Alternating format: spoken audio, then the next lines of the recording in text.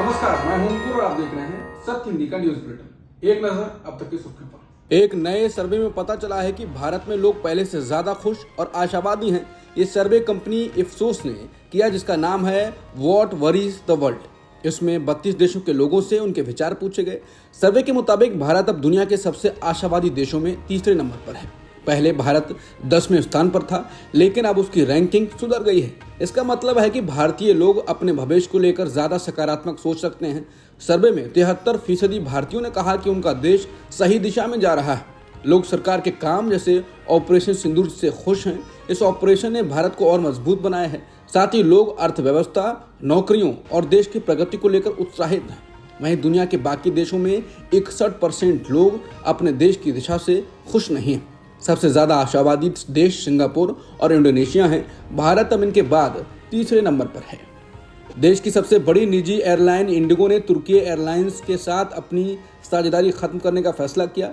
नागरिक विमानन महानिदेशालय यानी डीजीसीए ने इसकी जानकारी दी। इंडिगो 31 अगस्त तक तुर्की एयरलाइंस के साथ अपने लीजिंग समझौते को समाप्त कर देगा। भारत और तुर्की के बीच बढ़ते राजनयिक तनाव के बीच यह फैसला लिया गया है। इंडिया टुडे की रिपोर्ट के मुताबिक इंडिगो का तुर्की एयरलाइंस के साथ ये समझौता 31 मई को खत्म होने वाला था, लेकिन यात्रियों को कोई परेशानी ना हो इसलिए एयरलाइन को 3 महीने की आखिरी और एकमात्र मोहलत दी गई।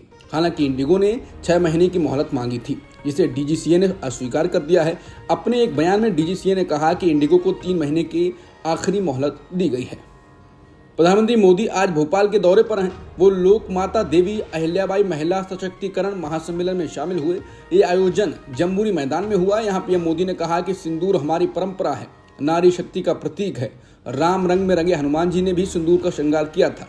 शक्ति पूजा में भी सिंदूर का अर्पण किया जाता है। ये सिंदूर शौर्य का प्रतीक बन गया। पहलगाम में आतंकियों ने सिर्फ भारतीयों का खून नहीं बहाया, उन्होंने हमारी संस्कृति पर प्रहार किया था, हमारे समाज को बांटने की कोशिश की। आतंकवादियों ने भारत की नारी शक्ति को चुनौती दी है। ये चुनौती आतंकवादियों और उनके आकाओं के लिए काल बन गई। अमेरिका के राष्ट्रपति ट्रंप ने शुक्रवार को कहा कि अमेरिका और भारत एक व्यापार समझौते के बहुत करीब हैं। उन्होंने ये भी बताया कि पाकिस्तान का एक प्रतिनिधि मंडल अगले हफ्ते अमेरिका आ रहा है बातचीत के लिए। ट्रंप ने साफ कहा कि अगर भारत और पाकिस्तान के बीच युद्ध की स्थिति बनी रही तो वो किसी भी देश से समझौता नहीं करना चाहेंगे। यानी अगर दोनों देशों में तनाव बढ़ा तो ये व्यापार समझौते रुक सकते हैं। ये बयान ऐसे समय में आया है जब भारत और पाकिस्तान के बीच तनाव बढ़ा हुआ है।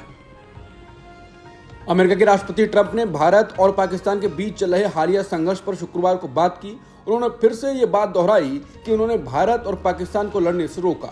ओवल ऑफिस में एक प्रेस कॉन्फ्रेंस के दौरान ट्रंप ने कहा कि हमने भारत और पाकिस्तान को लड़ने से रोका। मेरा मानना है कि ये परमाणु आपदा में बदल सकता था। उन्होंने कहा कि हम उन लोगों के साथ व्यापार नहीं कर सकते जो एक दूसरे पर गोली चला रहे हों और संभावित रूप से परमाणु हथियारों का इस्तेमाल कर रहे हों। कांग्रेस नेता जयराम रमेश ने प्रधानमंत्री मोदी पर एक बार फिर सवाल उठाए हैं।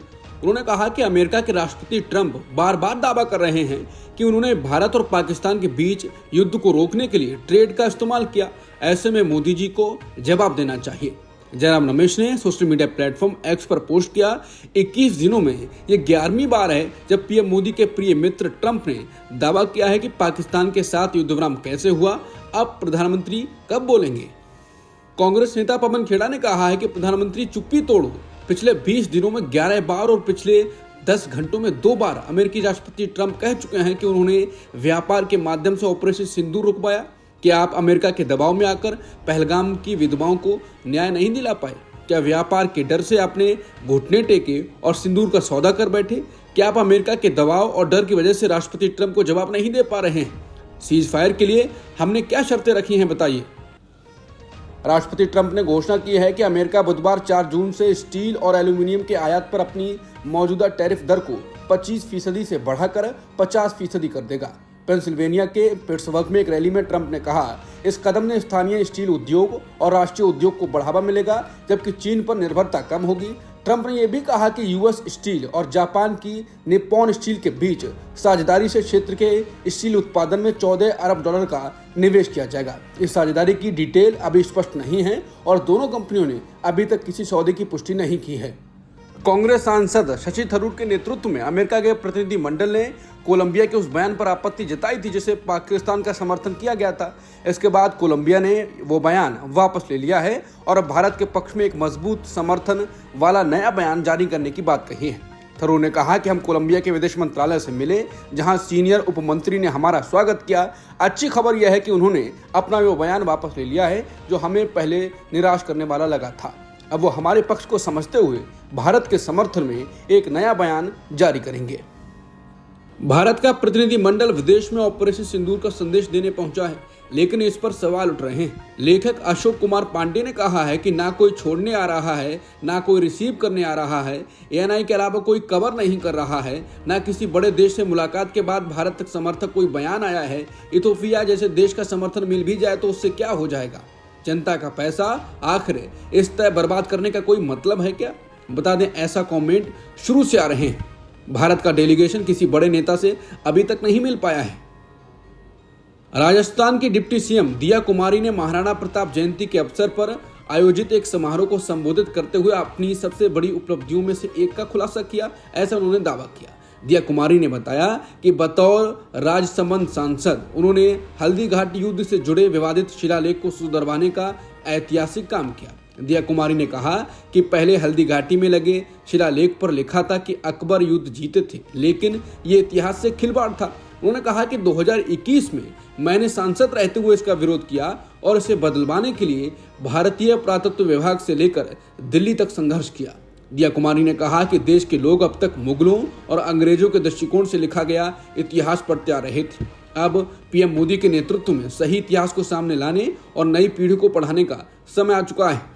स्वास्थ्य एवं परिवार कल्याण मंत्रालय के नवीनतम आंकड़ों के अनुसार भारत में सक्रिय कोविड-19 मामले बढ़कर 2710 हो गए हैं, जिनमें से अधिकतर संक्रमण केरल में है। महीनों की शांति के बाद भारत में कोरोना वायरस के मामले बढ़ रहे हैं। 25 मई को समाप्त सप्ताह में इन्फेक्शन के मामलों में 5 गुना वृद्धि देखी गई और ये 1000 के आंकड़ों को पार कर गया।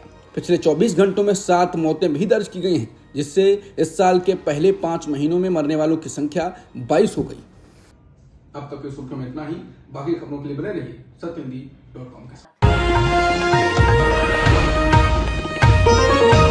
Copyright disclaimer under Section 107 of the Copyright Act 1976. Allowance is made for fair use for purposes such as criticism, comment, news reporting, scholarship, and research.